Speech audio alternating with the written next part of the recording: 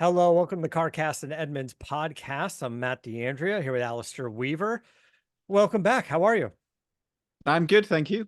Hello, Ah, everybody. Friday afternoon as we're recording this, so I've been had a whack of caffeine and ready to go. ready to go. This isn't our normal recording time. It's been kind of a crunch time for you guys at Edmunds going through the numbers. There's a reality to there's a business that has to happen, right? But part of the business for you guys is buying cars, not just getting press cars, but buying cars and objectively being able to test them, own them, live with them, put them out to the employees, take them on road trips, put car seats in them and not really worry about, hey, this is a prototype, this is a press car. I don't want to fuss up the leather or have my kid in there. Like you guys buy a bunch of cars, but how do you guys put together a budget to figure out what you're going to buy? Which I'm sure is fun because you make a wish list of cars you want to buy and go, can we buy these things? Uh, and then kind of how does it happen? Yeah, so we were just talking off air because we've sort of submitting our budgets for the year, which I'm sure if anybody's listening is probably going through the same thing at this time of year. So it's nice just to shut up and talk about cars for once. Um, yeah, how do we do it? Well, we basically look at the market and say, like, where's the interest? What cars should we be running? What cars are obviously going to generate a lot of noise, a lot of interest, what are significant vehicles. That's why big policy of buying EVs. And I know a lot of people watching this are watching this now on YouTube or indeed listening to us, and we'll be saying, why the focus EVs? Well, frankly, it's the future, and it's also probably the most interesting part of the market as we start to buy a lot of the startups and things like that and see them evolve and see these cars grow through over the air updates. So we kind of come up with a list, and the reality is last year we put a kind of list together, and then when we looked at it and got to the end of the year, it's like actually we've barely been able to spend the money because so many vehicles have been delayed. We Yeah. haven't got our paws on a Cybertruck yet, although hopefully it's coming soon. Silverado EV, not here. Yeah, that's Uh, delayed. that's delayed. New Tesla, the Model 3. Well, we just put an order in for that. We might get it in the next couple of months.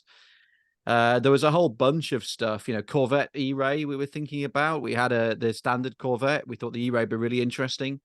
Reality is, A, that cars, still can't get hold of one, and B, I'm not sure there's quite as much interest as there once was. Yeah, So I just think the buzz kind of faded on that car. Like Z06 just seemed to, even if E-Ray's faster or has better numbers, it just seems like it's just not what Corvette customers are looking for. Where the Z06, just all motor like that is just the way they wanted it, yeah, I guess.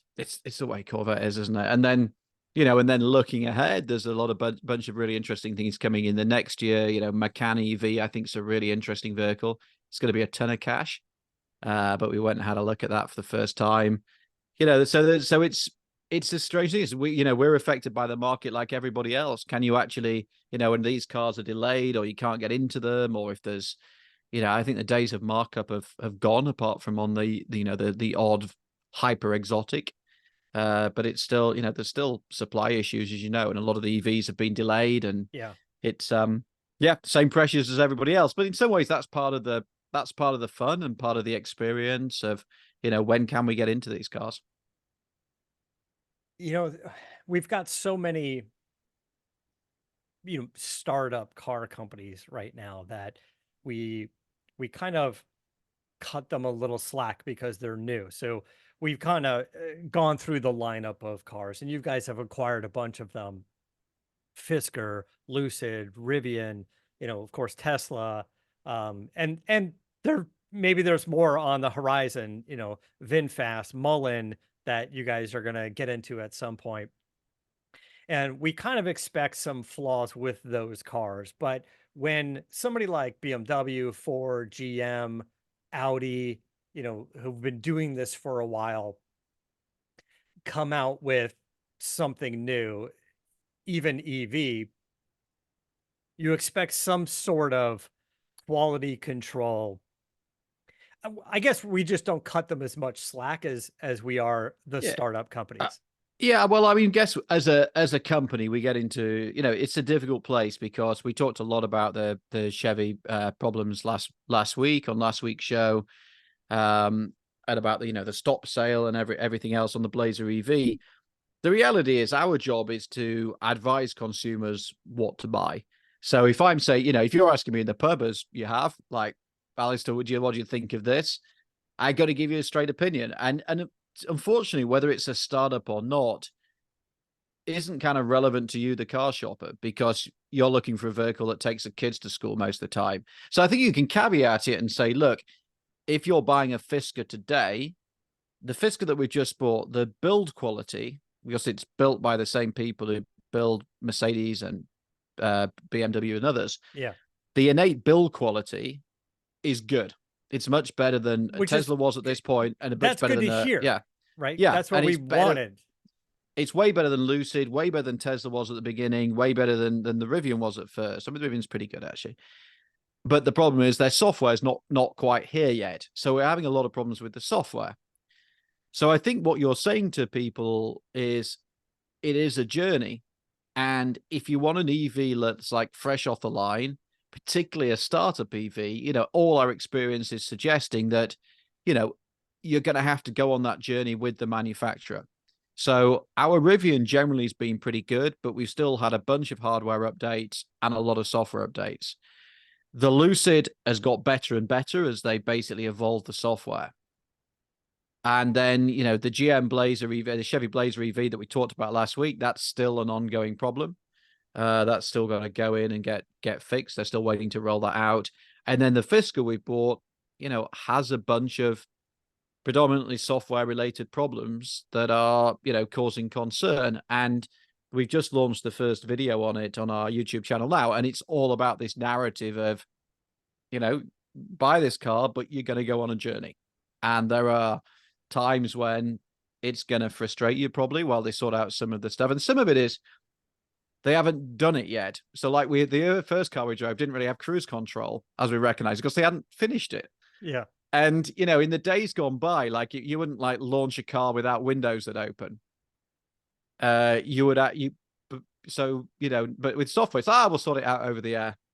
Is that you raising your hand? I just saw something flash on my screen. Does that mean I want to talk? You were doing a thumbs up, and it does the thumbs up when it sees you. I don't know why Is it that does, right? but yeah. Oh, I thought it was you saying, shut up, I want to speak. No, it Is doesn't. that, how does it do that? It's a thing in Zoom. I don't know. I just noticed it a couple, I don't know, a couple meetings past that when you I've never seen that before. When it sees doesn't work with mine. Oh, there you go. There you go. Yeah, there you go. I don't know why it does Is that. that like raising a hand to speak? I don't know. I don't know what other gestures it does. It's kind of weird, but I think of all the ones that you've been mentioning, GM and the Chevy Blazer is the big disappointment because they're not the new company, and Ford has been getting by fairly well with the Mach-E and the extent the Ford Lightning, and then for GM to go, we're delaying the Silverado. Maybe it's a demand thing, maybe it's a technology thing, and then the Blazer to be released and have a stop sale. I guess that's kind of a harsh blow for GM. I think it's a harsh blow for the industry, because I think, if you're Jim Farley, Ford CEO, you might have a wry smile about it, because your big rival's suffering, but it's bad for the whole EV adoption thing. Yeah. And if they're betting the company on, wholesale EV adoption, it's just bad. It's bad news for everybody. Who is doing it right? Do we have BMW? Do we have anything from Stellantis that's going to be coming out, which I guess they're not quite there yet.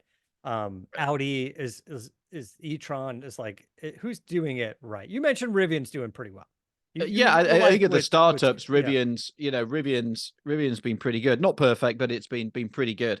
The one we were actually talking, we had these like video planning meetings, and we're talking about what should we do, and one of that was about, looking at all the EVs we've owned and the reliability. And the real standout for us, we have a BMW iX, which is polarizing to look at, but is a really great car, and that's been faultless. Okay. It was involved in an accident, but that can't really count against it. So in terms of just like the reliability of the vehicle, it's been amazing, faultless.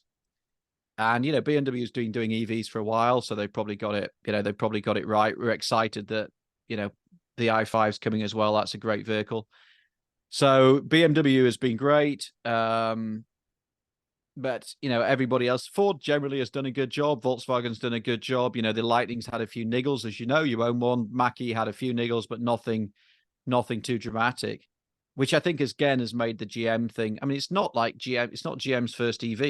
It's different technology, very different technology to the Bolt. But the Bolt was actually in the end, a pretty decent little car. So we will see. But it doesn't do the whole EV adoption thing any good when you add reliability to the concerns about range and recharging and everything else. Yeah, and what Chevy was going to be doing with the Blazer and getting into that price point in the more accessible, higher volume version of the EV, because we have some high end cars. Obviously, BMW is a little bit higher end. Rivian came in expensive. Lucid's expensive. Fisker is, I guess initially expensive. I don't know where they're going to go from there. So it's kind of interesting. But and speaking of expensive,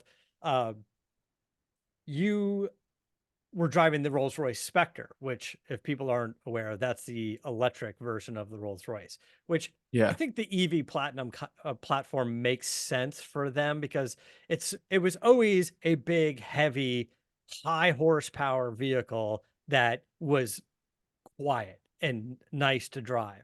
So making an EV version that's still quiet and comfortable and nice to drive is already heavy. You're not changing the game. We're not trying to add electric motors and a gas engine into some sort of plug-in hybrid and make it lightweight and have to juggle all of the things like the complexities of trying to do the NSX, right? You don't have that with Rolls-Royce, and arguably in the future with Range Rover and their EV Range Rover. Yeah, I mean, if you go, it all sort of goes back to when Rolls-Royce and Bentley were split off. And if you remember, Volkswagen grabbed Bentley. It was a big sort of German carve-up, wasn't it? That Volkswagen grabbed Bentley, and then BMW grabbed Rolls-Royce, and sort of a bad day for British patriotism in a way. Apart from the fact that the companies have survived and prospered, and are still based in the UK, but. So a lot of what this allowed Rolls-Royce to do is basically borrow a lot of BMW stuff to develop an EV. So if you look hard at a Spectre, there's a lot of stuff in there that derives from the BMW i7, for example. But that's not a bad thing because it's a lot of proven technology and expertise. And yeah, for sure. I mean, it's a funny car. I mean, this is not our Heartland at Edmunds. Our Heartland is like mainstream stuff, but it's an EV. We wanted to look at it as a benchmark. Rolls-Royce wanted us to do the range test and everything else on it so that we could, they could share that data. And it's just a really interesting car to look at because I think recognizing their audience is a sort of weird mix, isn't it? Because it's conservative on one hand, but at the other hand, it's a big ostentatious display of wealth. Yeah. And historically, there's been a lot of kind of bling Rolls Royces. Like you go back as far as like John Lennon in the 60s had these very kind of hand painted extrovert Rolls Royces. But the look of it is still very old school Rolls. It's a coupe with the suicide doors.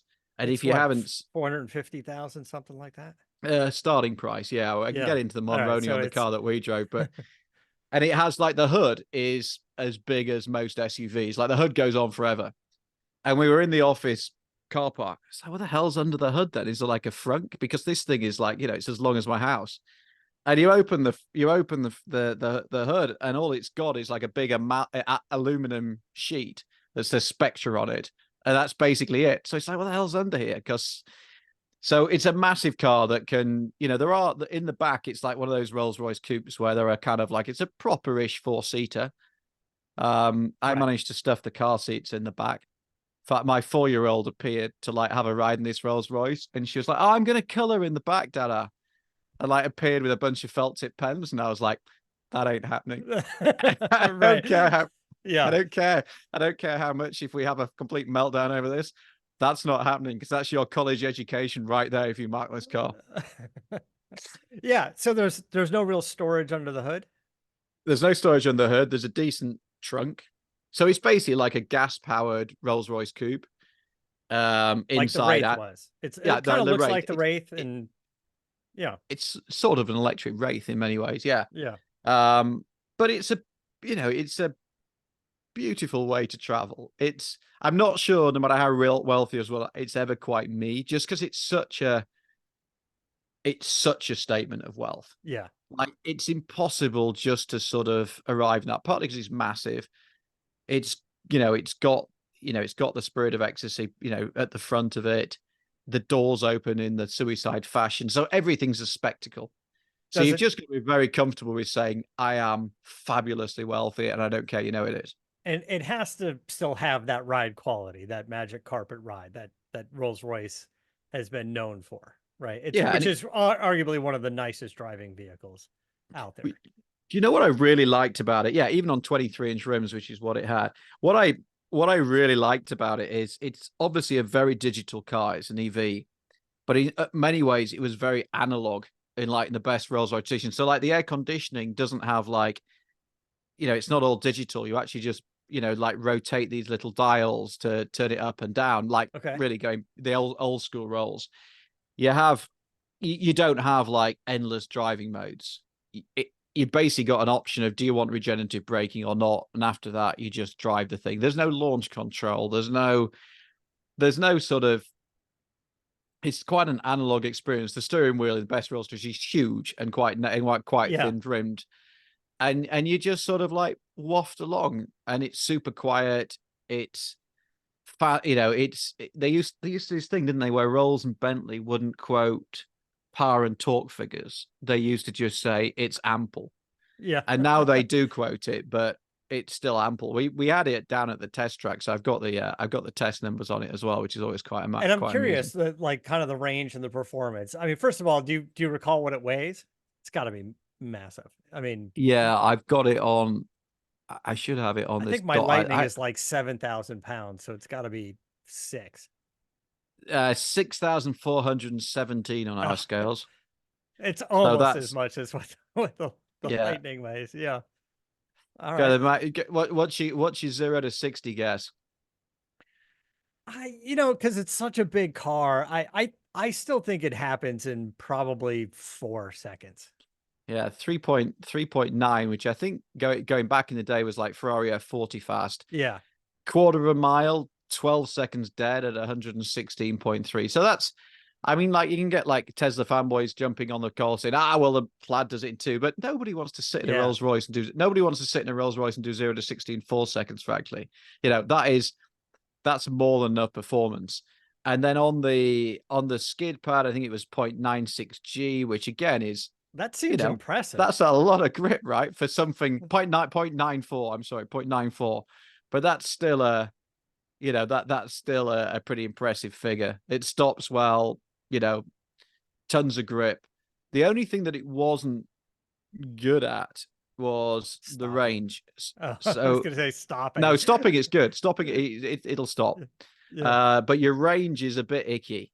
So 266 on the EP on the Edmunds EV range test. We did 281, which is okay. That's in line with most mainstream cars, but nothing compared to like a Lucid or anything like the really long range Yeah. stuff. I was kind of expecting you were going to say it was going to be around that 280 range. So that's probably about right. So your Look, big issue then, yeah, because it's probably not very efficient because it's 6.5. The efficiency is not great. So, but then then you're into this world. So really, like, if you own one of these things, it's not your skiing car, is it? It's not your. It might get you to Palm Springs, but it's going to be your tool around relatively modest distances, because you're not going to call it Walmart. You're not going to stick it into even a Tesla supercharger. You're not going to, it's not going to happen. It's interesting because I was going to ask, why would Rolls-Royce start their EV program with a coupe, with something like the Wraith, and not with the SUV or the four-door? And my guess is you kind of answered the question right there, is because those vehicles are probably for the audience with a longer range. If you started with the Wraith and probably something with the 7 Series platform they're going, because it's a big car, even though it's a coupe, it's a big car. They're probably going, well, how much battery, how much range, where are we with battery technology and all of that. And then I don't know if it was the SUV and it was 250-mile range, I'd be like, doesn't seem like it's enough range. You've got a huge vehicle, room for a massive battery, even a taller, thicker battery, right? Eh, I feel like Range Rover needs to do this as well when they come out with their electric truck. And I don't know what the range is going to be, but it needs to be at least 300 and it should be closer to 400. Yeah, and this is, I guess, the other thing that's sort of slightly paradoxical is if you get a Phantom, then it's basically a chauffeur car. Yeah. And that probably then makes sense because your chauffeur's going to go and fill it up. Whereas the idea of the Rolls Royce Coupe is that you drive it. This is your weekend it's the driver's car. Rolls Royce, right? Yeah. It's So actually, the range thing, if it kind of, I don't know, I'm not sure how to say good because if you've got a Cullinan or a Phantom, then actually, you're going to be driven. So while you're, at lunch, then,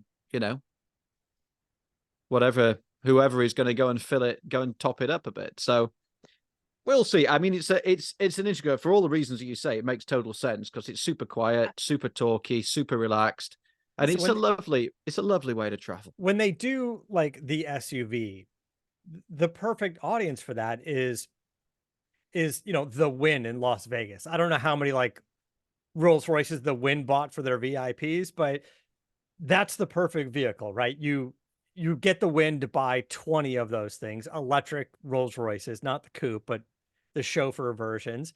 You park them all in the garage. You just pick up your VIPs from the airport. And you take them around town, and you just charge it again. And like that's the perfect vehicle for for EV, because but now, by the way, they're quiet. You pull them in the garages, like without emissions and fumes and all kinds of stuff. Like there's so much more you can do with it on display. Yeah. I'm sure the Wynn will figure out a way to pull it right up to your room because it's got no emissions. You can just get in and maybe you get an escalator, an elevator down, and you just sit in your Rolls Royce the whole time. But anyway, it's got to be a nice car to drive, though. It is a nice car. I mean, it's not sporty, it sort of wallows around a little bit, in the company, but it's just, yeah, if you could live with like the idea of the just like I'm rich statement that it makes, and obviously don't buy one if you can't, then it's just a nice way to travel. The only thing about it, particularly driving it around LA, is it's so big that slightly means it's slightly cumbersome just because you're just always conscious of its, scale and mass and stuff. But yeah, it's nice. And it's also just fun, like at that end of the market when you realize like just the quality of the craftsmanship and the leather and the wood and the way that they do it. The only thing that sort of I didn't like was it still has like a touchscreen in the middle with, we talked about this before, like a load of BMW graphics. And I love what Bentley does with that rotating dashboard thing. So you can kind of make it look analog. You can't get away from the fact that you've still got a big BMW touchscreen in the center of the dash. But then at least it works. So yeah, it's cool. I was thinking about getting it. I've always wanted a, like, the 80s, like a Bentley Turbo R or Mulsanne or something. Yeah. I know they're like horrifically expensive to run. They're cheap to buy, horrifically expensive to run, but I've always quite fancied one just as a sort of like way of chugging around. I was just looking at some of the auctions coming up in Arizona next week, and RM Auction is doing their event, which is always a really wonderful event just to walk around and see the cars at the Biltmore, and they got some in a parking garage, and they're all on the front of the lawn in this amazing hotel. And they have a 2008 Maybach and a 2010 Rolls Royce Phantom extended wheelbase. These are $500,000 cars when they were new. And now, yeah, I remember flying to New York for the Maybach launch. Yeah, and the Maybach, and this is the 62, right? It's the 62S or whatever it is, whatever the flagship one. With the sort of business class seats in the back, yeah, which at the time was like a huge novelty. Which, by the way, you look at the Rolls Royce, you look at the Maybach, the the Maybach looks dated. It just looks like an older S class, and the Rolls Royce is the one that still kind of has the classic line to it. And honestly, over the last 10 or 15 years, you really can't tell that much of the difference between a 2010 and a 2020, which is kind of what they were going for. Both of those cars, the estimate is $100,000 to $150,000. These were I would $500,000 cars you could go buy I'd be for. astonished if the Maybach gets that much money. I I've think seen so them like too. way cheaper than that. I Yeah, remember going to, I did the launch of that in New York, and there was a really, and then I met the guy who designed, a guy called Olivier Boulet. They went to Mitsubishi, and he told me once he was at Mitsubishi about like the story of it. And it was designed as like a posh S class, which is why it looked like an S class. yeah, And then somebody in Mercedes says, hang on a minute, we can't charge like 300 grand for something that looks like it, that's basically an S class. So they said, right, call it a Maybach. And they came up with this whole rebrand.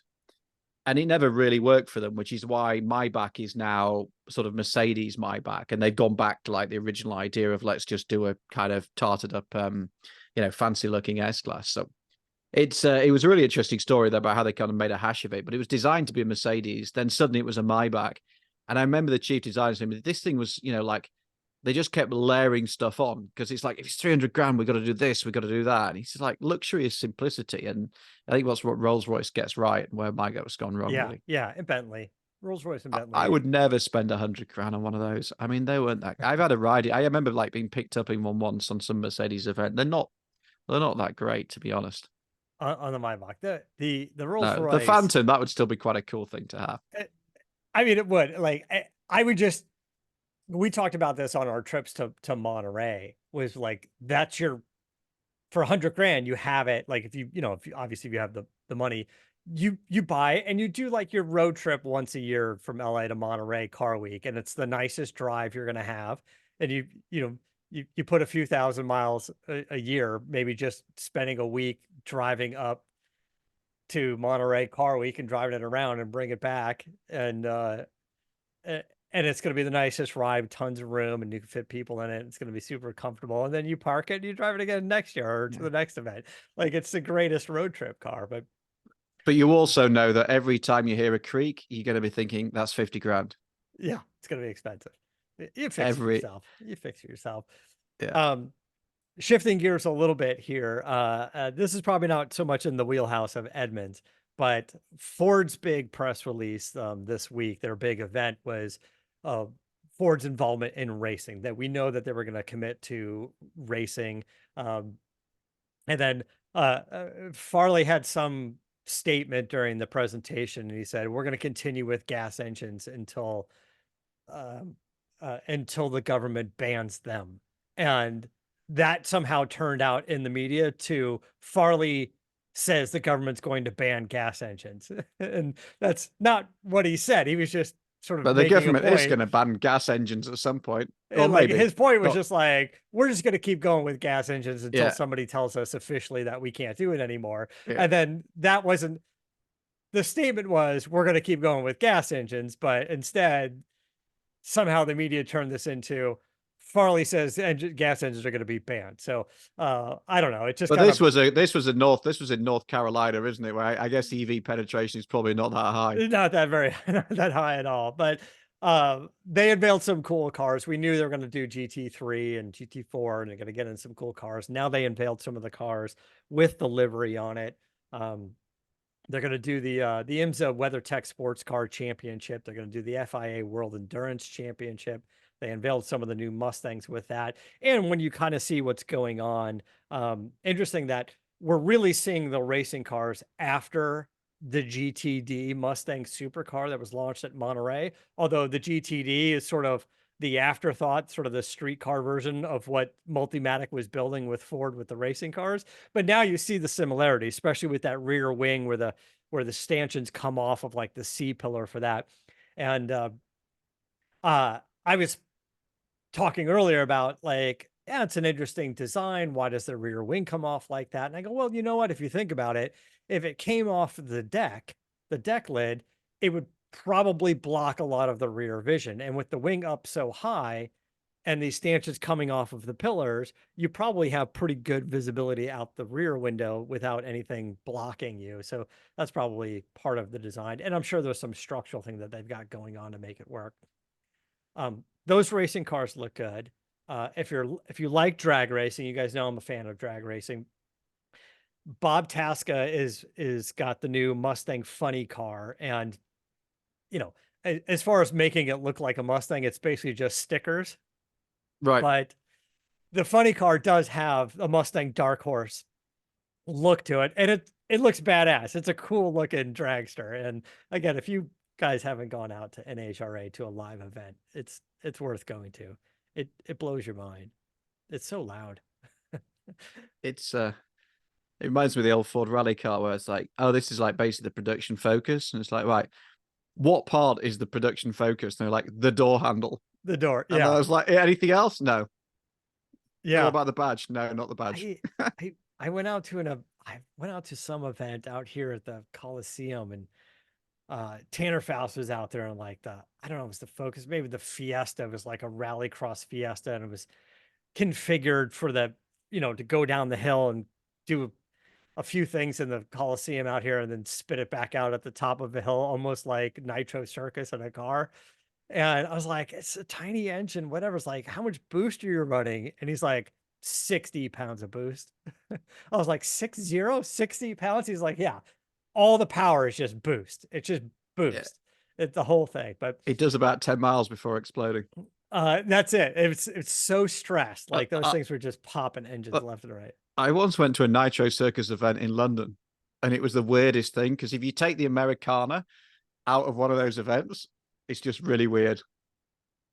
Yeah, I guess it could be Because because like you've just got an audience that's not like as you take all the whooping and the cheering and like the full engagement, and you get like a slightly more sort of like subdued crowd.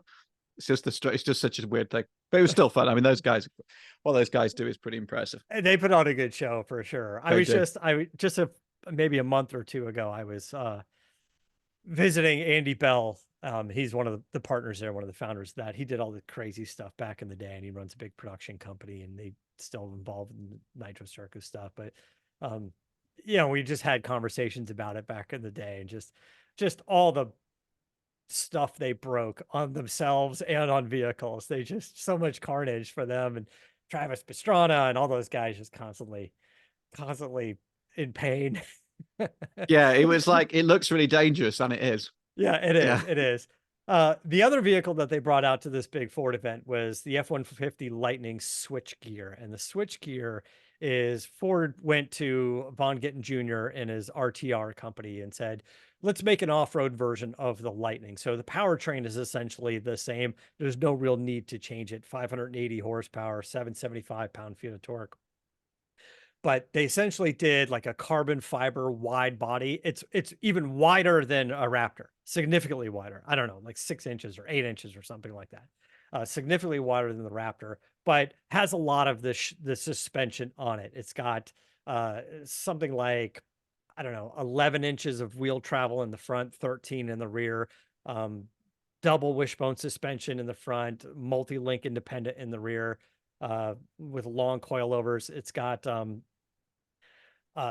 the Fox 3-inch diameter internal bypass shocks and stuff on it. So they just made just crazy off-road version of the vehicle. And they've got all these videos of Von Gittin flying through the air in this thing, but quietly. That's the thing, it's quiet.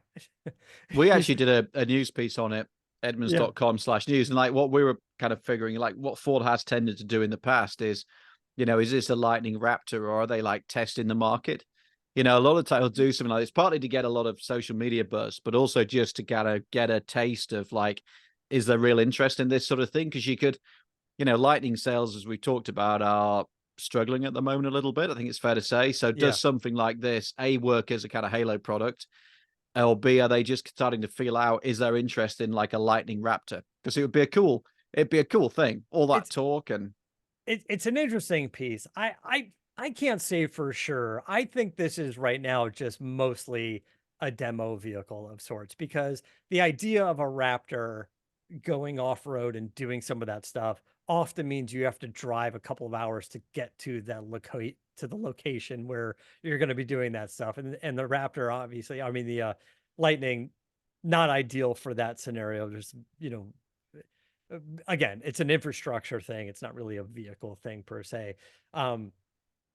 But putting like full up Recaro like off-road seats in it and putting 3 captain's chairs, Recaros in the back, harnesses, fun ride along event. I'm sure you're going to see this thing at like a Ford Out Front event at SEMA and giving ride alongs out there. And they'll use it for that.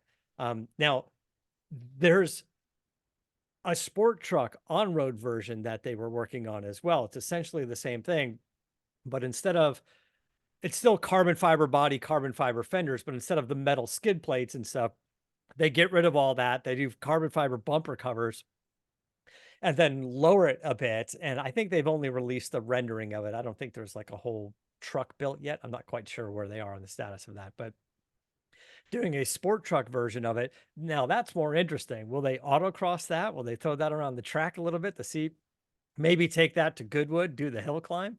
Because they had the super van out, last year, that I mean, Ford's 2000 doing some really horsepower. cool stuff, like the Mackie Rally, which is going on sale. That Yeah. I haven't driven it yet, but that looks a really cool concept. I think this is it. Like, when the leader of the company sets the tone, and Jim Farley is a massive motorsport fan. It's a bit like when Toyota was running Toyota, and they suddenly came out with cool cars again. That if you set the tone, and it's still their heartland as well, and they're still trying to. It's a big challenge, like how you transition to EV land or hybrid land, but take that audience on the journey with you. So, trying to merge together, and of course they're going into Formula One as well with Red Bull, and that's going to be a hybrid powertrain, and we're already working on that. So, there's some interesting times ahead. If I was Von Gittin Jr. and I was sitting there with the team of Ford, I would have pitched the same thing. I would have like, you've got a Lightning, let's do something fun with it, and we'll just make a fun exhibition vehicle out of it. And if, like, can we do it? Is it going to break? I don't know, but let's draw some attention to the platform. If anything, they're trying to show that it could be a tough vehicle. It could be a durable vehicle. All of the stuff that we're focusing on are either the range or some of the recalls or liability issue stuff. But Ford is going, it's still an F-150, and it's, for what it's worth, built Ford tough is what they're trying to say. So Vaughn's like, yeah, let's just beat one up and see what happens. Like, I don't know, let's just do it. I would jump on that project. That seems like it'd be fun. And Ken Block, bless him, had already done it with the Audi as well. So it's not, Yeah. there's precedence there. So yeah, it's I think everybody's trying to say, look, the world's changing a bit. The sort of things that we're going to do are changing, but we've still got to keep having fun because that's what people want to do. So it's good. And it's not just, the other thing is, it's like, I'm a bit bored of all this. We do 0 to 60 in 2 seconds, or we do it in 1.9. Frankly, like, everything's super fast. We talked about the Rolls doing 4 seconds. You don't need to go faster than that. So I think the fact that now people are saying, we're seeing it with things like the Ioniq 5N from Hyundai, that they're now doing this like really exciting little hot hatchback with 600 horsepower. I think that for me is where it's starting to get interesting, that people have said, all right, everybody knows you can go fast in a straight line. Actually, the interesting bit is, can we make these things super fun? And Ford's getting hold of that. Hyundai's getting hold of it. So that for me is the main interest. I like that the Ioniq 5N. I think that's going to be a fun little vehicle. I would say, as you guys are sitting in your planning meetings going, oh, what cars do we need to bring to our test track? That would be the number one on my list. I can't wait to get my hands on that thing and just thrash it through the paces and see what it can do. And who cares if it gets 125 miles of range at the end of the day after you guys are dogging on it? It was like, who cares? Just around town, it's small, it's low to the ground, it's probably insanely quick. I bet it's going to be a blast to drive. Yeah, and it's a nice size. So, my wife's car, her family car, is a GV60, which is basically the same thing, and that's got 330, 340 horsepower, and even that feels pretty rapid. And then the N has got over 600. So, yeah, you got the little boost button on the steering wheel of your. That's the performance. We didn't get the performance; it's too much money. But it's got the sport mode, and you put it in sport mode, and it retunes everything. And yeah, it's a really nice little car, the Genesis. Yeah, I drove that one as well, and I kind of like that. And with the button on the dashes, I drove one of the Audis the other day and I liked it, but getting it into sport mode, you have to go to the modes button and switch it to it. And then you're like, oh, if I just want to stretch its legs a little bit on an on ramp, you have to kind of get it in your head. You want to do that ahead of time. And then I was thinking about the Genesis going, oh, but it just has this big silly button right on the steering wheel. You could just hit and it gives you whatever 9 seconds or 5 seconds of this boosted power. And I go, you don't have to kind of overthink it. So you do use it a little bit more than switching into the sport mode of other cars. I drive my Mustang. I've been driving my Mustang Mach 1 for a couple of weeks now. And I don't really, I mean, it's fast. It's got the twin turbo and stuff on it, but I haven't really changed the mode of it because you go to the switch and you look at the dash, you see what's going on. If it just had the button on the steering wheel, it was just like, you know, even as the simulated boost button. Uh, I thought that was a fun little feature that I found I was using more in the Genesis than digging into some of the modes of these other cars. Talking of Mustangs, we're about to offload our GT500. And I drove that every time. We've had that for years. And every time I drive it, I'm like, this is the last time I've driven it. And I drove it home. And then somebody else picked it up. And I was like, that probably is the swan song. I've absolutely loved that. We should talk about your social media outreach. I don't know who it was, but for the record, I love America. I love so many American cars. Yeah, you should tell the story, Matt. Somebody sent me a message going, listen, we like the podcast, like you guys are starting to put them up on YouTube. But what's with the British guy not liking American cars? I go, I wasn't really picking up on that completely. I think you're fine with American cars. I bought a Tesla. I mean, I guess it depends what you call American car, because a lot of people are Teslas. But no, I mean, like Mustang GD500. Now the price has started to drop on those things. Like, I wish I'm not going to buy it, but I'd have loved to have bought it off the company, because it's been such an amazing car. And I just love, what I love about it is the fact that, you know, you can drive it home. From my drive is like Santa Monica to Manhattan Beach, where I live. And so it's all like 30-mile-an-hour stuff. But even at 30 miles an hour, it just feels so much fun. You know, you give it a little squirt and it lights up a little bit. And every time ridiculous. you get in it, you open the exhaust and stuff on it. You just like, you could go, like you said, 30 miles an hour, but you're in sport mode doing it. So I'm in track mode. You put it into track mode on the exhaust, and it always says, you know, refer to manual, which basically says, don't do this. You've been an obnoxious arsehole. So of course you push okay, and then like give it the full. But you know, it's a bright cool orange GT500. So already, yeah, you're being obnoxious. People are already noticing you on the car. So it's a bit like driving the Rolls. Yeah, it's a bit like driving the Rolls as far as that's concerned. But I have, how many miles you guys got on that almost American now. How many what? How many miles? 20, is it 25? Something like 25,000. I mean, it's probably one of the most high mileage GT500s out there. I think it's 27. Yeah. It's had a good life. Listen, it's got 25,000 miles on it because any way you look at it, your staff likes driving that car. Everyone. I mean, it's hard. It's impossible not to. It's such and it's so benign. And I guess the one thing is, I think there's going to be another one, isn't there? They're going to probably do another one. Maybe this is the last one. So it'll be interesting. I can say with some confidence there's going to be some Shelby version of a Mustang happening.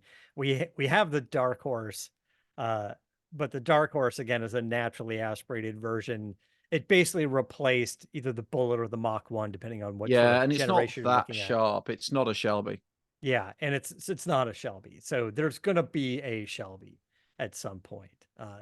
It just makes sense to fit in the lineup. You fill in all the blanks between EcoBoost and all the way up to even GTD, I guess you could say, but you kind of fill in the blanks there. And there's going to be some sort of hotter version of the Mustang, hotter version than the Dark Horse. So, all right, what do you say? We're going to wrap things up for today. We're going to try to get another show in the can for next week, and then I'm going to head out to Arizona auction week. Big thing next week. We're launching on the 24th our Edmunds Top Rated Awards. So I think next week's show is going to be devoted to talking about the runners and riders and the winners. That's been a huge project. I don't think people ever really appreciate how much work goes into these things, but really excited to be unveiling it. Yeah, I'm looking forward to that. I can't wait to get to, hear what you guys were getting into over there. But yeah, guys, I appreciate it. We'll see you guys next week. So until next time, keep the air in the spare and the bag in the wheel.